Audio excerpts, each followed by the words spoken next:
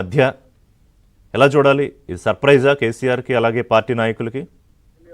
రిషి ఈ రోజు కవిత అంటే లేఖ ఇష్ట తర్వాత మొట్టమొదటిసారిగా తండ్రిని కలవడానికి కవిత భర్తతో పాటు ఇక్కడికి చేరుకుంది. సో ఇదైతే ఇంతవరకు వీళ్ళైతే ఎక్స్పెక్ట్ చేయలేదు. ప్రస్తుతానికి బీఆర్ఎస్ లో ఉన్న పరిణామాల నేపథ్యంలో కవిత వస్తుందని వీళ్ళు ఎక్స్పెక్ట్ చేయలేదు. కానీ కవిత నిన్ననే పిలుపునిచ్చింది కేసీఆర్ కు మద్దతుగా పెద్ద ఎత్తున జాగృతి కార్యకర్తలు అందరూ చేరుకోవాలి బీఆర్కే ఫోన్ దగ్గరకు, ఎక్కడ రోడ్ల మీద ఉంటే ఎక్కడికక్కడ చేరుకోవాలని చెప్పేసి నిన్న కవిత పిలుపునిచ్చిన నేపథ్యంలో జాగృతి కార్యకర్తలు కూడా పెద్ద ఎత్తున రోడ్ల మీదకి వస్తున్నారు. సో అదే సమయంలో ఎవరు ఊహించని విధంగా ఆ కేసీఆర్ ఫామ్ హౌస్ కి ఈ రోజు కవిత రావడం అన్నది అయితే కొంత ఆశ్చర్యకరంగానే చెప్పుకోవచ్చు. నేరుగా నాకు తెలిసి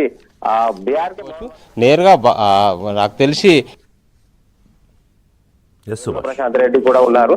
కేసీఆర్ తో కలిసే బీఆర్కే భవన్ కు కవిత చేరుకుంటారని చెప్పేసి ఊహాగానాలు అయితే ఉన్నాయి. రీతి రైట్. ఏంటి పార్టీ నేతల స్పందన ఏంటి అంటే ఇది మీరు అన్నట్టుగా ఎక్స్పెక్ట్ చేయలేదు.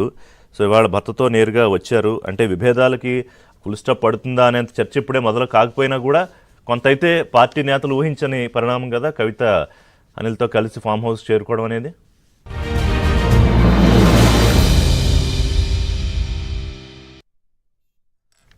Welcome back to ABN breakfast. గత 3-4 రోజులుగా ఆంధ్రప్రదేశ్లో రాష్ట్ర వ్యాప్తంగా ఇటు కూటమి పార్టీల మహిళా నేతలతో పాటు అమరావతి జేఏసీ మహిళా నేతలు ఇతర మహిళలు కూడా స్వచ్ఛందంగా బయటకు వచ్చి నిరసనలో పాల్గొంటున్నారు. నిరసన కార్యక్రమాలు దేనికి?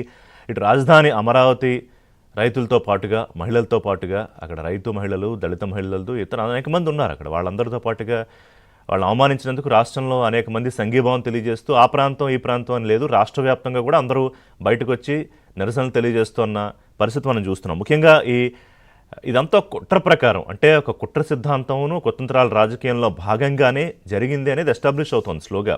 కొమ్మనేని అరెస్టు తర్వాత రిపోర్ట్లు కానివ్వండి, తర్వాతసారి కృష్ణరాజు ఇంకా పరారీలో ఉన్నాడు, నన్ను పోలీసులు తీసుకెళ్తారు, చిత్రవదలు చేస్తారనేదో భయపడుతూ హైకోర్టుకి ముందస్తుగా ఏదో నాకు బెయిల్ కావాలని చెప్పి పెట్టుకున్నట్ట. మరి ఇష్టం వచ్చినట్టు మాట్లాడే ముందు, మురికి మాటలు మాట్లాడే ముందు ఈ భయం ఎక్కడికి వెళ్ళిపోయింది? అంటే టేకెన్ ఫర్ గ్రాంటెడా? మహిళలు ఏదన్నా అనేయచ్చు, ఏదన్నా మాట్లాడచ్చు అనుకుంటే ఎలా కుదురుతుంది? మరి రాష్ట్ర వ్యాప్తంగా ఈ నిరసనలు వస్తాయని ఊహించలేదా? కాదు, ఊహించే కుట్రలో భాగంగా చేశారేమో అనుమానాలు. ఎందుకంటే ముందు మీరు అమరావతిని అలాగే ఆంధ్రప్రదేశ్ అభివృద్ధికి సంబంధించి అలాగే మహిళల్ని కూడా కించపరుస్తూ మాట్లాడండి.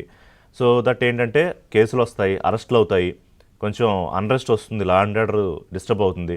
నేను బయటకు వచ్చి ఇదిగో అరాచకం జరిగిపోతుంది అంటాను, ఒక bad image, bad picture create చేద్దాము. సో దట్ ఏంటంటే కొత్త కంపెనీలు వాళ్ళు ఎవరు వస్తున్నారో వాళ్ళు భయపడిపోతారు. ఇదంతా అంటే చెప్పడానికి చాలా మామూలుగా అనిపించిన చాలా దారుణమైన అతి లోతైన కుట్ర ఈ అరాచక రాజకీయంలో భాగంగా ఉంది అని చెప్పి తెలుస్తోంది. రాను రాను ఇది బయటకు వస్తుంది. మరి కూటమి ప్రభుత్వం ఈ కుట్ర సిద్ధాంతాన్ని ఎంత సీరియస్గా ముందుకి తీసుకెళ్తుంది అంటే ఎంత సీరియస్గా టేకప్ చేస్తుందనే దాని మీదే ఆధారపడి ఉంటుంది. లేదా ఈ కుట్రలు గమనించుకోవట్లేదా?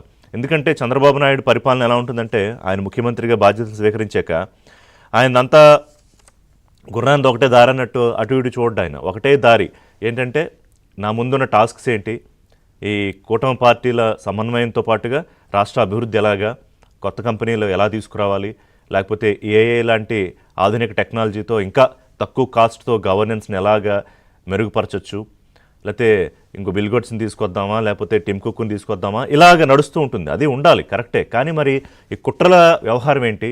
మనతో పాటు దీపక్ రెడ్డి గారు, సీడాప్ చైర్మన్, టీడీపీ సీనియర్ నాయకులు, అలాగే ఉండవల్లి అనూష గారు జాయిన్ అవుతున్నారు, సోషల్ యాక్టివిస్టు, తెలుగుదేశం పార్టీ మహిళా నాయకురాలు, సుందరపు విజయ్ కుమార్ గారు వారు కూడా కాసేపట్లో మనతో జాయిన్ అవుతారు, జనసేన ఎమ్మెల్యే.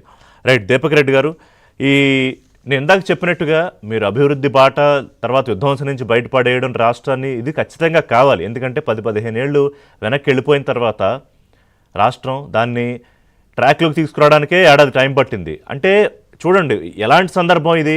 ఏడాది అయింది కూటమి ప్రభుత్వం వచ్చి అని, కూటమి ప్రభుత్వం తాలూకా విజయాల గురించి, అలాగే మీరు ఏదైతే ప్రామిసులు చేశారో ఇంకా ఎక్కడెక్కడ లోటుపాట్లు ఉన్నాయో దాన్ని ఒకసారి చర్చించుకోవడానికి ఉన్న సమయంలో దేని గురించి మాట్లాడుకుంటున్నాం మనం? ఎందుకు మాట్లాడుకోవాల్సి వస్తోంది? ఈ కుట్రలు చేసింది ఎవరు? మీరు గమనించుకుంటున్నారా లేదా అసలు? వెరీ గుడ్ మార్నింగ్ అండి. Good morning. పొద్దున్నే లేయంగానే ఇటువంటి టాపిక్స్ గురించి మాట్లాడటం ఒక విధంగా బాధాకరంగా ఉన్నా గానీ గత చరిత్ర మనము వైసీపీది చూస్తే వారు ఏది చేసినా గానీ ఒక పక్కా ప్రణాళిక ప్రకారమే చేస్తారు. ఇప్పుడు ఈ ఇన్సిడెంట్ అయిన తర్వాత ఈ గత 2-3 రోజుల్లో ఎటువంటి రియాక్షన్ ప్రజల నుంచి వచ్చింది, ఎటువంటి